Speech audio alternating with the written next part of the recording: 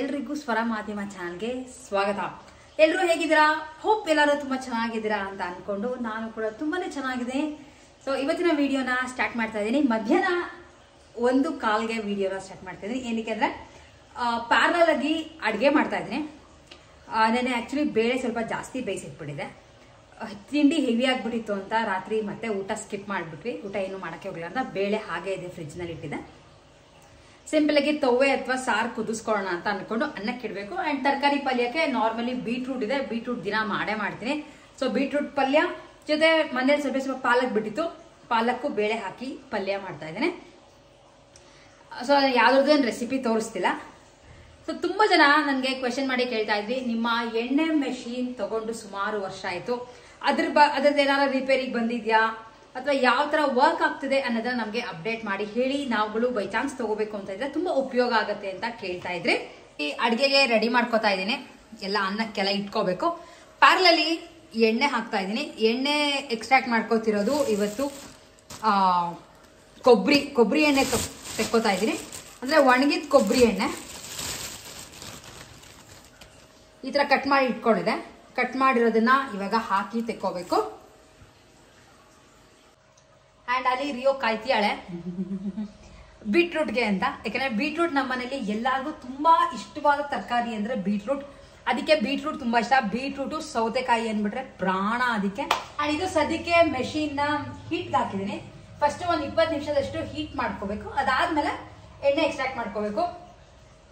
Actually ನಾನು ಈ ನಡುವೆ ಸುಮಾರು ಅಡ್ಗೆಗಳಿಗೆ ಕೊಬ್ಬರಿ ಎಣ್ಣೆನೆ ಯೂಸ್ ಮಾಡ್ತಾ ಇದ್ದೀನಿ. ಇದು ಒಂದು ಬೇಸನ್ ನಲ್ಲಿ ಆಚೆ ಬರೋಂತ ವೇಸ್ಟ್ಗೆ ಅಂತ ಇಟ್ಟಿದ್ದೀನಿ. ಆಚೆ ಬರೋ ವೇಸ್ಟ್ ನ ಮತ್ತೆ ಅದನ್ನ ವೇಸ್ಟ್ ಮಾಡಕ್ಕೆ ಹೋಗಲ್ಲ. ಹುಳಿ ಪುಡಿ, ಮೆಣಸಿನ ಪುಡಿ, ಚಟ್ನಿ ಪುಡಿ ಎಲ್ಲ ಅದರದ್ದು ವೇಸ್ಟ್ ನ ಯೂಸ್ ಮಾಡ್ಕೋತೀನಿ. ಫ್ರಿಜ್ ಅಲ್ಲಿ ಇಟ್ಟಿರ್ತೇನೆ, ಯಾವ್ದು ವೇಸ್ಟ್ ಆಗಲ್ಲ ಇದ್ರೊಳಗೆ. ಸೊ ಮೇಲೆ ನಾರ್ಮಲ್ ಆಗಿ ಹಾಕೋದು ಕೊಬ್ಬರಿ, ಕೆಳಗಡೆ ಎಣ್ಣೆ ಬರುತ್ತೆ. ನಿಮ್ಗಳಿಗೊಂದು ತೋರಿಸ್ತೇನೆ. ಅಂಡ್ ಆಸ್ ಆಫ್ ನೌ ಸುಮಾರು ನಾವು ತಗೊಂಡು ಆಲ್ಮೋಸ್ಟ್ 2 years ಬಂತು. ಒಂದ್ಸಲಕ್ಕೂ ರಿಪೇರಿಗೆ ಬಂದಿಲ್ಲ. ತುಂಬಾ ಕ್ಲೀನ್ ಆಗಿ ಬರ್ತಿದೆ. ಅಂಡ್ ಸಾಕಷ್ಟು ಜನ ಸನ್ಫ್ಲವರ್ ಸೀಡ್ಸ್ ಬಗ್ಗೆ ಕೇಳಿದ್ರಿ, ಅದ್ರೊಳಗೆ ತೆಕ್ಕೊಳಕ್ ಆಗುತ್ತಾ ಅಂತ. ಆಕ್ಚುಲಿ ತೆಕ್ಕೋಬಹುದು ಅಂತ ಅವ್ರು ಹೇಳಿದ್ರು. ನನ್ಗೆ ಕಮ್ಮಿ ರೇಟ್ಗೆ ಸನ್ಫ್ಲವರ್ ಬೀಜ ಅಂದ್ರೆ ಸೂರ್ಯಕಾಂತಿ ಬೀಜ ಸಿಕ್ತಿಲ್ಲ. ನಿಮ್ಗೆಲ್ಲಾರು ಗೊತ್ತಿದ್ರೆ ನಂಗೆ ಕಾಮೆಂಟ್ ಮಾಡಿ ತಿಳಿಸಿ. ನಾನು ಆನ್ಲೈನ್ ಅಲ್ಲಿ ತರಿಸ್ಕೊಂಡು ಎಣ್ಣೆ ಒದಗಿಸೋದು ತುಂಬಾ ಕಷ್ಟ ಆಗುತ್ತೆ ಅಂಡ್ ಹೆವಿ ಎಕ್ಸ್ಪೆಂಡಿಚರ್ಸ್ ಆಗುತ್ತೆ.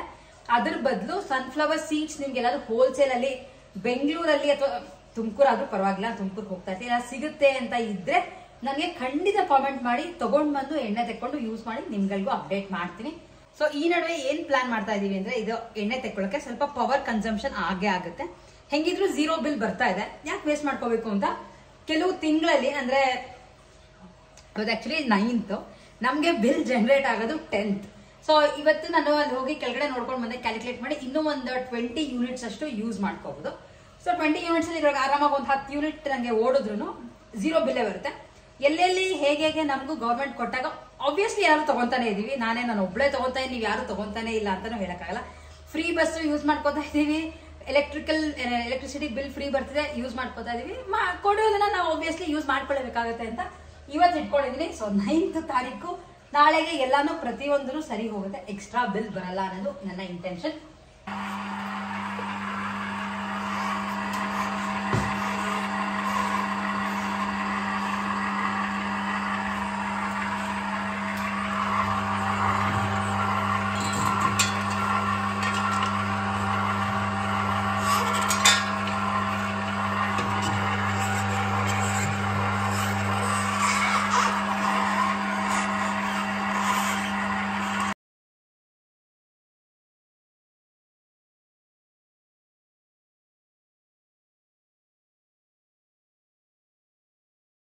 ತುಂಬಾ ಜನ ಈ ಆಯಿಲ್ ಮೆಷಿನ್ ಬಗ್ಗೆ ಕ್ವೆಶನ್ಸ್ ಕೇಳ್ತಾನೆ ಇದ್ರಿ. ನಾನು ಡೀಟೇಲ್ ಆಗಿ ವಿಡಿಯೋ ಸಹ ಮಾಡಿದ್ದೆ, ಆಲ್ಮೋಸ್ಟ್ 1.5 ವರ್ಷ 2 ವರ್ಷದ ಹಿಂದೆ ಮಾಡಿದ್ದು. ಅಂಡ್ ನಾವು ಅವಾಗ ಇದಕ್ಕೆ ಕೊಟ್ಟಿದ್ದು 15,000. ಈಗ ನಿಮ್ಗೆ ಸಾಕಷ್ಟು ರೇಟ್ಗಳು ವ್ಯತ್ಯಾಸ ಆಗಿರ್ಬೋದು ಅಥವಾ ಜಾಸ್ತಿ ಆಗಿರ್ಬೋದು, ಯಾಕೆಂದ್ರೆ 2 ವರ್ಷದ ಮಾತು ನಾನು ಹೇಳ್ತಾ ಇರೋದು. ಹಾಗೆ ಇದಕ್ಕೆಲ್ಲ ರಿಪೇರಿ ಎಲ್ಲ ಹೇಗೆ ಅಂತ ಕೇಳಿದ್ರಿ. ಇದ್ರೊಳಗೆ ಆಕ್ಚುಲಿ ರಿಪೇರಿ ಅಂದ್ರೆ ಬೈ ಚಾನ್ಸ್ ನಿಮ್ಗೆ ಮೋಟರ್ ಹೋದಂಗೆ ನೀವು ಅದನ್ನ ಅವ್ರ ಹತ್ರನೇ ಕೇಳ್ಬೇಕಾಗುತ್ತೆ, ವ್ಯಾರಂಟಿ ಯಾವ ತರ ಅಂಡ್ ಸರ್ವಿಸ್ ಯಾವ ತರ ಅಂತ.